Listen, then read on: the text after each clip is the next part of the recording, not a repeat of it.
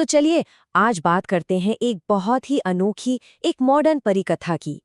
ये कहानी है प्यार की, ड्यूटी की और हाँ, ब्रह्मांड के कुछ ऐसे नियमों की जो शायद तोड़े जाने के लिए ही बने हैं।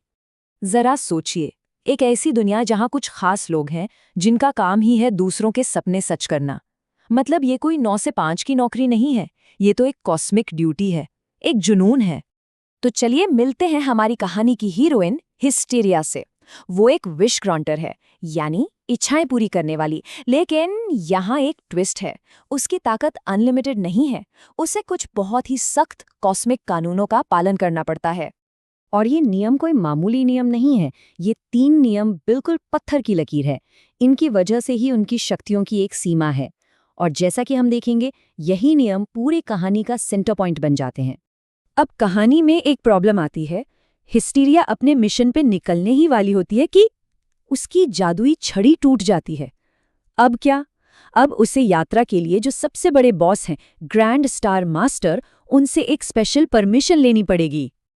और ये परमिशन एक शर्त के साथ मिलती है। और यही शर्त कहानी का पूरा गेम बदल देती है। अब मामला सिर्फ एक विश पूरी करने का नहीं रह गया है। अब तो पृथ्वी तक की यात्रा में एक बहुत ही जरूरी नियम को बचाए रखने का भी सवाल है। तो अब हिस्टीरिया अपनी जर्नी पर है, एक इच्छा का पीछा करते हुए। लेकिन तभी एक ऐसा हादसा होता है जो पूरी कहानी को एक अनएक्सपेक्टेड मोड़ दे देता है। वो सीधे पृथ्वी पर क्रैश लैंड कर जाती है और ऐसा करके वो ग्रैंड स्टार मास्टर का सबसे बड़ा नियम तोड़ देती है। और वहीं उसकी मुलाकात होती है हैरिसन से, जो उसे एक टूटते तारे की तरह गिरते हुए देखता है और हैरान रह जाता है। हिस्टीरिया तो जाहिर है पूरी तरह घबरा जाती है। उसे बस किसी भी तरह अपना जहाज ठीक करके यहाँ से निकलना है। वो हैरिसन से कहती है कि वो भूल जाए कि उसने कुछ देखा भी है। मतलब वो अपनी इस गलती को हर कीमत पर मिटा देना चाहती है। लेकिन हैरिसन की अच्छाई के आगे हिस्टीरिया को रुकना पड़ता है।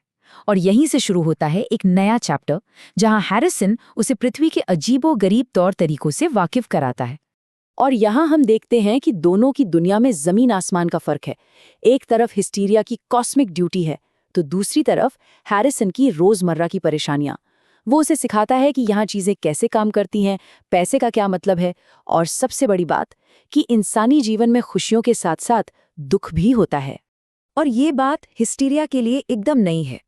सोचिए, जिसका काम ही दूसरों के सपने पूरे करना हो, उसने कभी दुख और दर्द के बारे में सोचा ही नहीं। ये पहली बार है जब वो इंसान होने की कॉम्प्लेक्सिटी को समझ रही है। तो इंसानों को समझने की इस प्रोसेस के बीच हिस्टीरिया को याद आता है कि वो आखिर यहाँ आई क्यों थी। उसे अपना मिशन याद आता है, एक दुखी आदमी की इच्छा पूरी करना। उसे याद आता है कि उस विश्व में कितना दर्द था, और अब वो ठान लेती है कि वो उस आदमी आर्थर को ढूंढेगी और उसकी मदद जरूर करेगी। अब ये सिर्फ एक कॉस्मिक ड्यूटी नहीं रह गई थी, ये उसका पर्सनल मिशन बन चुका था। अब मुश्किल ये है कि वो सबसे बड़ा नियम नहीं तोड़ सकती, यानी किसी को जिंदा नहीं कर सकती। तो हिस्टीरिया क्या करती है? वो उस इच्छा की भावना को पूरा करने का एक बहुत ही प्यारा और समझदारी भरा रास्ता निकालती है। वो नियम नहीं तोड़ती, लेकिन एक टूटे हुए दिल को जोड़ने का तरीका खोज लेती है। वो उस आदमी को एक नया साथी, एक नया दोस्त देती है, और वो आदमी खुशी से झूम उठता है। वो कहता है कि ये उसकी जिंदगी का सबसे अच्छा दिन है ना? उसके मिशन का एक खूबसूरत अंत। तो मिशन तो पूरा हो गया। अब हिस्टीरिया को पृथ्वी छोड़कर वापस जाना है, अपने घर, सितारों के बीच। उसकी ड्यूटी उसे वापस बुला रही है। लेकिन अब कहानी में एक और मोड़ है। हैरिसन को उससे प्यार हो गया है और वो उससे रुकने के लिए कहता है। पर हिस्टीरिया, वो टूटे दिल से उसे बताती है कि उसे जाना ही होगा। आखिरकार नियम तो नियम है। और हिस्टीरिया चली जाती है। एक हफ्ता बीतता है, फिर 2। हैरिसन के लिए ये दूरी बर्दाश्त से बाहर हो जाती है। वो जानता है कि उसे कुछ तो करना ही होगा। तो वो क्या करता है? वो रात के आसमान को देखता है और दिल से एक इच्छा करता है। वो अपनी सारी उम्मीद उसी जादू पर लगा देता है जो हिस्टीरिया को उससे दूर ले गया था। ये सच में एक बहुत बड़ी उम्मीद है।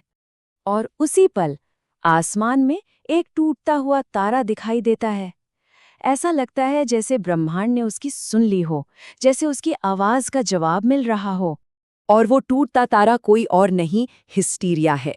वो वापस आ जाती है पृथ्वी पर एक नई जिंदगी शुरू करने के लिए।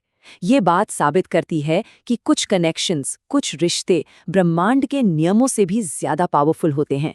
और देखा जाए तो उसने कोई नियम तोड़ा भी नहीं, उसने तो बस एक इच्छा ही पूरी की है।